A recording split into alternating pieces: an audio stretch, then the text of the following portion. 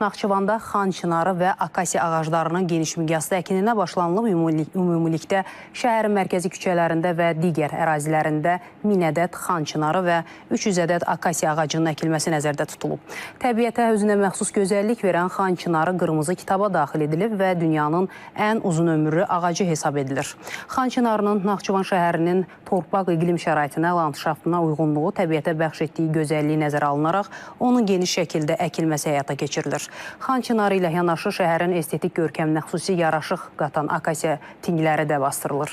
Artıq Naxçıvan şəhərində yerləşən Zəfər parkında, Əcəmi Seyrəngahı Mədəniyyət və İstirahət kompleksində, Heydər Əliyev prospektində, Cəlil Məmmədquluzadə, İstiqlal və Nizami Gəncəvi küçələrində və şəhərin digər ərazilərində 600-dən çox ağac əkilib.